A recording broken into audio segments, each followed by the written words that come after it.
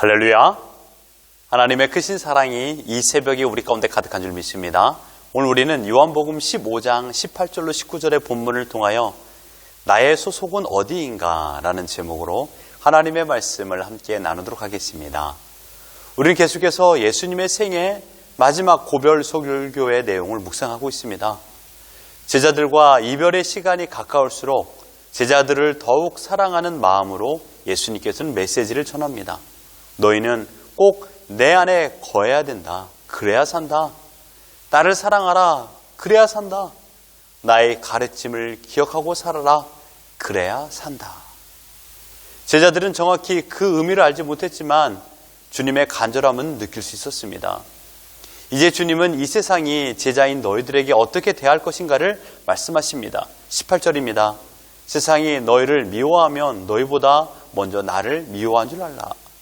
세상은 제자인 너희들을 미워할 것이다. 우리가 성경에서 볼 때는 특별한 감정이 느껴지진 않습니다. 하지만 제자들이 이 말을 들었을 때는 어땠을까요?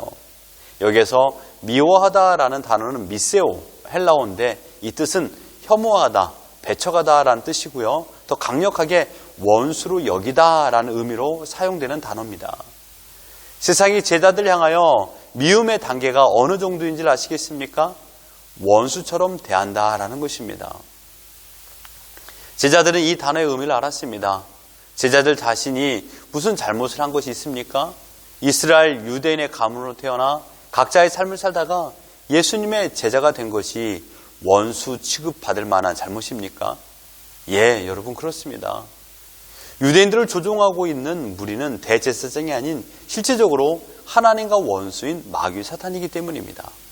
원수 마귀는 제자들을 원수처럼 대합니다. 그래서 유대 종교 지도자들의 생각을 주관하여 제자들을 핍박하고 심지어 죽이기까지 했습니다. 또한 초대 기독교에서 예수를 믿는 자들을 모조리 죽이기까지 하는 악행을 저지르게 조종합니다. 그렇다면 원수 마귀가 제자들을 미워하는 실제적인 이유를 주님이 뭐라고 말씀하십니까?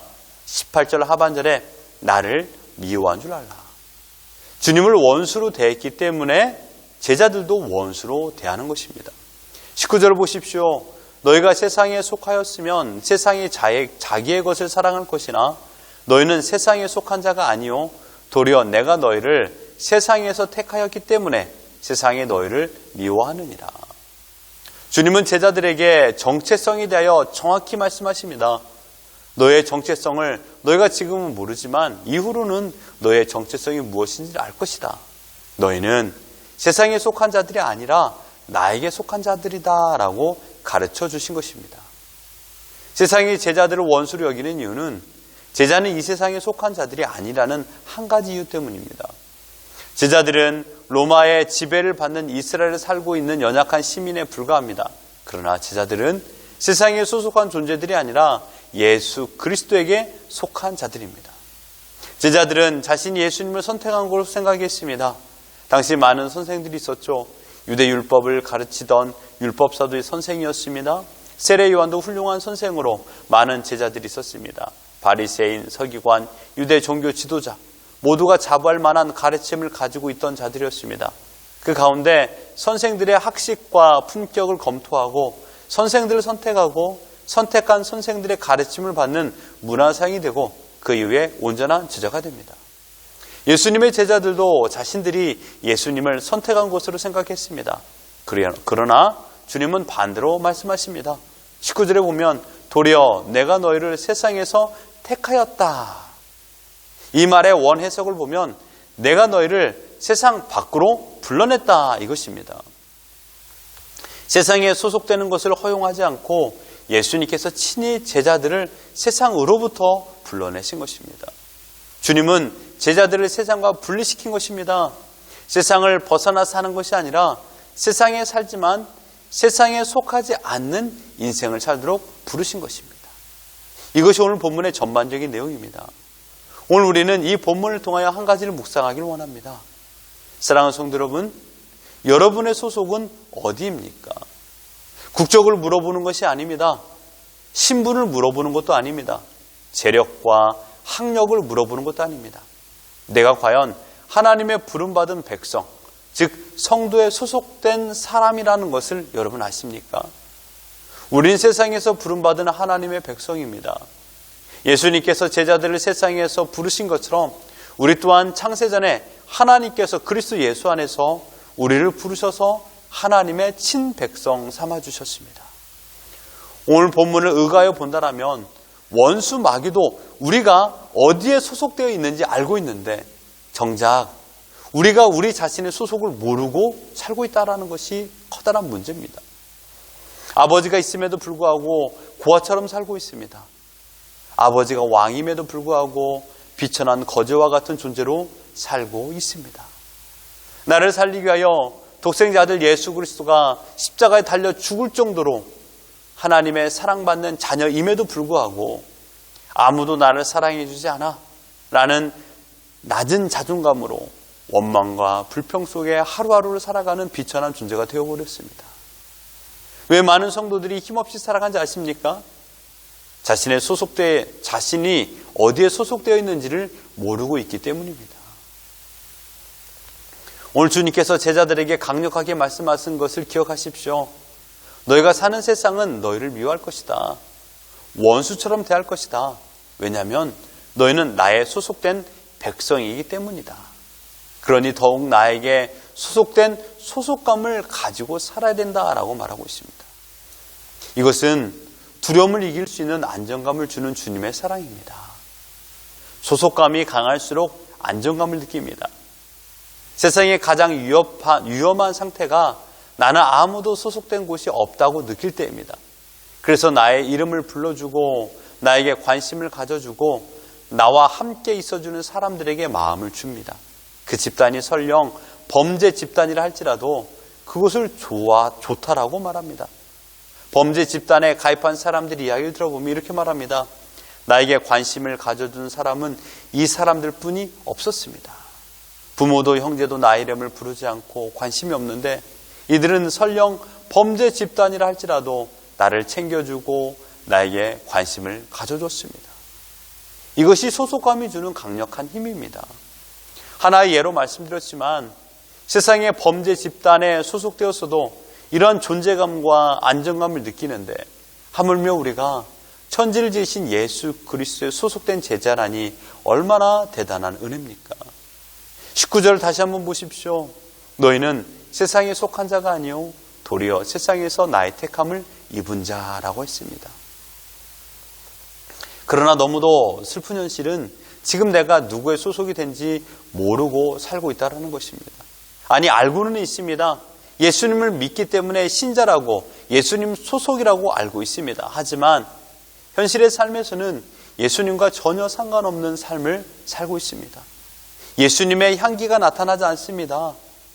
묻고 싶습니다. 어제 여러분의 삶에서 예수님의 향기가 나타났습니까? 예수님의 성품이 여러분에게 있었습니까? 예수님의 말과 예수님의 행동이 여러분에게 나타났나요? 예수님에게 소속이 되었다면 예수님을 원수로 여기는 세상을 사랑하지 말아야 되는데 세상을 사랑하며 살고 있지 않습니까? 사랑하는 성도 여러분, 우리가 예수님에 소속된 백성이기에 예수님께서 지켜주신다라는 것은 너무도 잘 알고 있습니다. 그렇다고 아무렇게나 살아도 예수님께서 지켜주실 것이다라는 생각을 해서는 안 됩니다. 이제는 한 차원 높은 믿음의 삶을 살아야 됩니다. 젖을 먹는 유아의 신자가 아니라 거친 음식을 먹어야 되는 성장한 신자가 되어야 됩니다. 우리는 세상에서 부름받은 하나님의 백성입니다. 또한 세상에 보냄받은 그리스도의 제자입니다. 하나님의 소속된 백성으로 하나님의 백성답게 살아야 되는 것이 지금 우리의 사명입니다. 원수 마귀는 더 악랄하고 더 강교하게 우리의 감정과 믿음을 공격하여 무너뜨리려는 야망을 가지고 있는데 우리는 우리의 소속이 무엇인지도 모르고 설령 예수님께 속한 제자임에도 불구하고 원수 마귀를 사랑하고 따라가고 부러워하고 존경하며 살고 있습니다. 여러분 자신에게 다시 한번 물어보십시오. 나는 어디 소속인가? 신자에게 있어서 가장 큰 두 가지 문제가 있습니다. 나는 누구의 소속이라는 질문에 대답을 명확히 하지 못하는 것과 또한 정답을 알면서도 예수님의 소속된 제자로서의 삶을 살지 못한다는 것입니다. 사랑하는 성도 여러분, 여러분은 예수 그리스도의 피로 값주고 사신 하나님의 백성입니다. 그러므로 우리는 하나님 나라에 소속된 백성이라는 사실입니다. 내가 결정하여 얻어낸 천국 백성 당원이 아닙니다. 하나님께서 친히 결정하셔서 선택하여 주셨습니다. 이 사실 하나만으로 우리는 안정감과 자신감을 누릴 수 있습니다. 세상이 아무리 신자된 우리를 원수처럼 공격하더라도 우리의 소속 당수 되시는 하나님께서 우리를 지키십니다. 그리고 이제 우리는 하나님의 소속된 백성답게 살아야 할 사명을 가지고 있습니다. 물질 앞에서 초라한 메뚜기가 되지 마십시오. 육신의 정욕 앞에 초라한 메뚜기가 되지 마십시오. 권력 있는 사람들 앞에서 초라한 메뚜기가 되지 마십시오. 나의 실수 때문에 초라한 메뚜기가 되지 마십시오. 지난날 나의 잘못 때문에 초라한 메뚜기가 되지 마십시오. 육신의 아픔 때문에 비참한 인생을 살아가는 메뚜기가 되지 마십시오. 우린 예수 그리스도께서 친히 선택한 하나님의 백성입니다. 자부심을 가지십시오. 자신감을 가지십시오. 담대함을 가지십시오.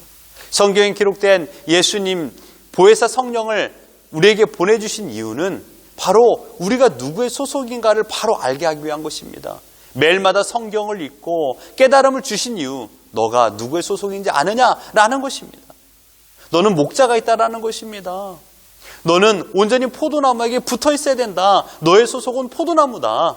예수님이다 라고 말하고 있는 것입니다.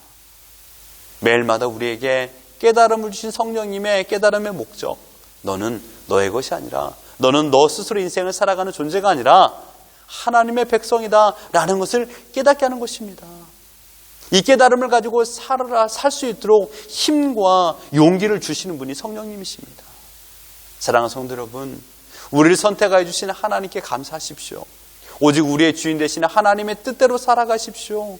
우리는 내가 세상에 소속된 인생이 아니라 하나님께 소속된 인생이라는 것을 매일마다 알고 그 은혜 가운데 오늘을 살아가야 됩니다. 비로소 그때 우리는 풍성한 열매를 맺을 수 있습니다. 우리의 소속이 어딘가를 매일마다 생각하십시오. 그리고 그 은혜 가운데 오늘을 살아가는 우리 모두가 되기를 예수 그리스도 이름으로 축원합니다.